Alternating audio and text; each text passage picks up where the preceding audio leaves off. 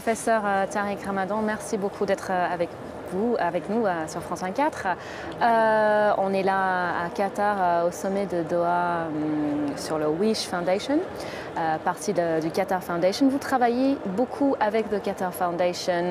Comment ça se fait que vous êtes venu ici travailler avec les Qataris? Pour vous, qu'est-ce qui est intéressant? Écoutez, je crois surtout que moi j'ai beaucoup été engagé dans les questions de l'éthique musulmane. Je suis venu aussi ici comme professeur invité et donc au moment de mon enseignement, il y a eu la volonté ici de pouvoir ouvrir une réflexion sur le champ de l'éthique transversalement. Et donc il y a des vraies opportunités qui sont liées à l'enseignement et en particulier dans Qatar Foundation qui travaille sur les 3 dossiers de l'éducation, de la santé et de l'énergie. Donc c'est dans ce cadre-là que je suis engagé dans le travail. Mon travail essentiel est à Oxford où j'ai un poste sur les études islamiques contemporaines, mais c'est sûr que c'est très très lié. Et pour moi, c'est une formidable occasion aussi de pouvoir toucher le monde arabe, le monde des sociétés majoritairement musulmanes, vis-à-vis desquelles il faut véritablement faire un travail, être en contact et approfondir la réflexion. D'accord. Ici au Qatar, on a beaucoup entendu du désir du pays de se transformer ses ressources naturelles en ressources humaines, c'est-à-dire exploiter le potentiel intellectuel de sa population, de faire de la recherche, etc. Comment voyez-vous la place des Doha Debates, les débats de Doha dans cette progression? Écoutez, je pense qu'il y a eu une inflation de débats au Qatar. C'est-à-dire qu'il n'y a pas un jour qui passe sans que vous ayez un congrès ici, des débats. En plus, il y avait toute la notion du débat, l'ouverture sur le monde. Al Jazeera qui est connu pour avoir aussi ouvert dans le monde arabe des réflexions qui étaient nouvelles, qu'on ne connaissait pas auparavant, avec des partenaires qu'on ne connaissait pas auparavant. Donc il y a une volonté politique qui était de s'ouvrir.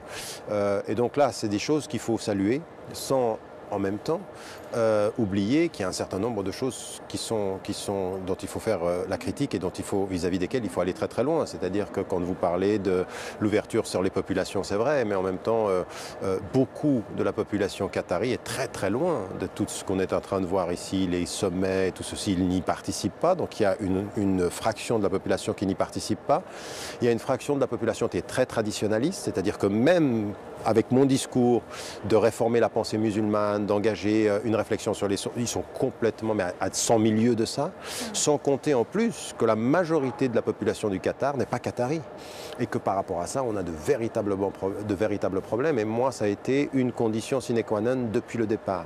À aucun moment, ma présence ici, sur le plan intellectuel ou sur le plan académique, ne me fera être silencieux sur des vraies questions qui, en fait, doivent être posées, non pas simplement pour le Qatar, et non pas simplement pour faire plaisir à l'Occident, mais parce qu'il faut un véritable développement social et culturel dans la région. Il faut que les choses changent. Il faut que ce qu'on prêche en matière d'ouverture d'esprit et de valeurs démocratiques, ça soit traduit ici, concrètement, et dans toute la région.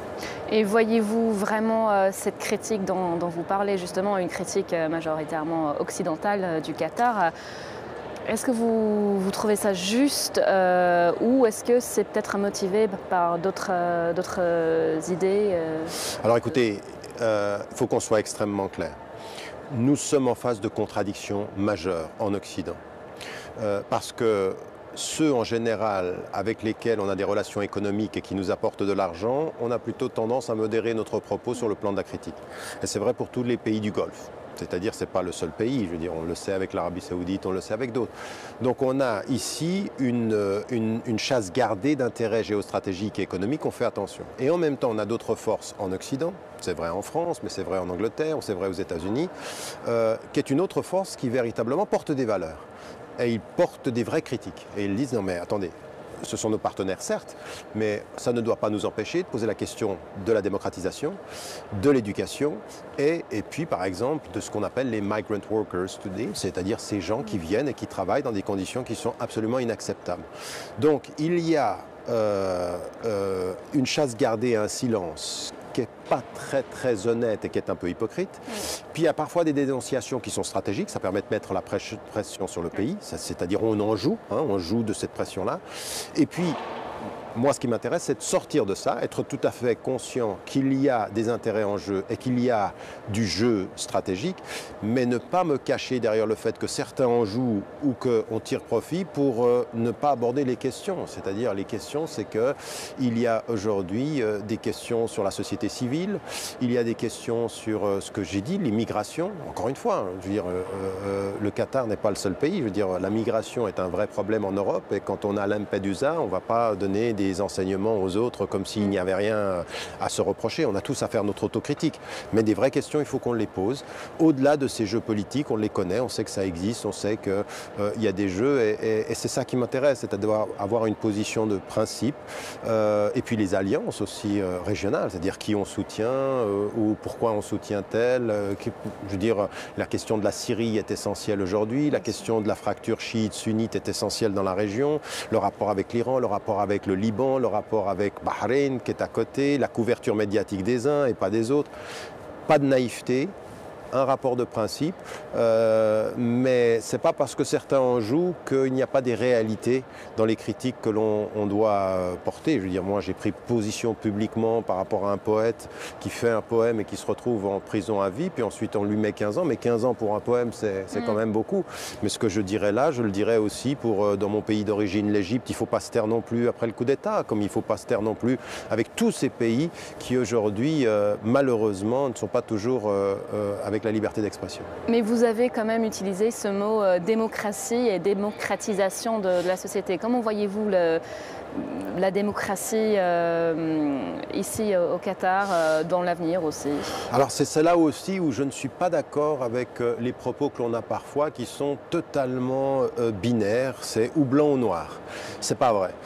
Pour venir dans ce pays, même d'ailleurs dans un pays qu'on critique beaucoup comme l'Arabie Saoudite, dans la région, vous avez des vraies évolutions. La jeune génération, regardez aujourd'hui au Qatar les femmes, c'est-à-dire elles sont énormément présente sur le champ de l'emploi, sur le marché de l'emploi, beaucoup plus qu'avant. Donc il y a une vraie présence, beaucoup plus d'éducation. La cité de l'éducation est en train de former beaucoup plus de femmes que d'hommes. Donc on a des évolutions. La démocratisation, c'est pas la structure, on vote et on a... Non, c'est pas que ça. Ça, c'est une des conditions. Mais il y a tout des prérequis, tout un parterre de prérequis, comme celui de l'éducation, dans lequel on doit quand même reconnaître que des pays dans la région ont évolué là-dessus, qu'il y a une société civile qui se réveille, qu'il y a une jeunesse qui est en contact avec le monde entier, que les impacts de ces médias qui s'ouvrent, de ces médias alternatifs, ont un impact, que ces forums aussi ont un impact. Donc je pense qu'on est dans une évolution dont on ne peut pas dire qu'elle est vers la régression antidémocratique, mais ça ne veut pas dire que c'est gagné encore. Ça veut dire qu'il faut vraiment faire ce travail. Et puis souvent, ce que vous entendez dans les pays du Golfe, c'est de dire mais pourquoi vous nous critiquez, notre peuple ne se plaint pas, ils sont contents. Alors c'est vrai que finalement, ce que vous avez souvent, c'est les compensations financières ou les acquis financiers, quand il n'y a pas de taxes, quand le mode de vie satisfait tout le monde, eh bien, on a peu de demandes politiques.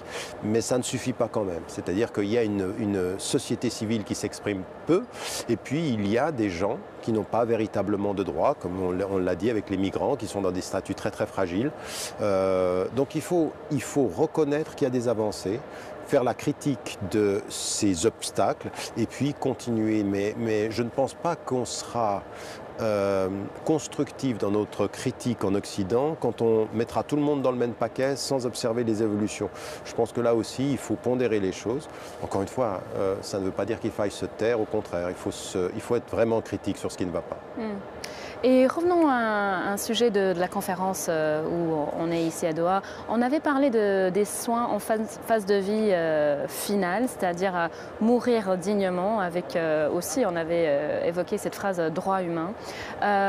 Vous avez dit qu'on ne fait pas bien en ce moment, dans les sociétés occidentales.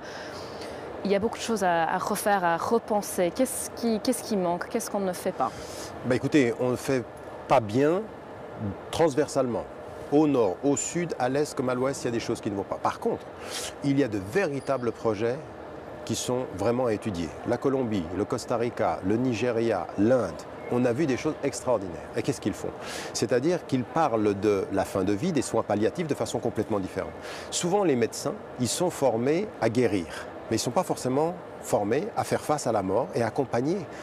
Alors ce qui était extrêmement intéressant, c'est qu'on a intégré dans un sommet sur la santé toute une réflexion sur la fin de vie et sur les soins palliatifs, en se posant vraiment la question, qu'est-ce qu'il faut faire? Aujourd'hui, par exemple, les médicaments qui permettent d'amoindrir la douleur sont utilisés 90%. 90% c'est en Suisse. 90% de ces médicaments sont utilisés par 16% de la population mondiale. C'est-à-dire que tous les autres n'en ont pas le bénéfice et ne peuvent pas en faire usage. Il faut qu'on fasse un vrai travail sur la justice, sur la meilleure distribution des médicaments. Deuxième élément, un travail sur la conscientisation. Comment est-ce qu'on forme les médecins? Comment on forme par exemple le personnel médical? Comment on forme aussi les aumôniers, c'est-à-dire ceux qui entourent les personnes d'un point de vue religieux? C'est pour ça que moi je suis pour le rapport transversal de l'éthique, c'est-à-dire qu'il faut qu'on travaille ensemble, il faut qu'on vienne ensemble et qu'on pose les vraies questions. Une question centrale, nous sommes dans nos sociétés de consommation dans une idée que quand on a les moyens médicaux, il ne faut plus souffrir.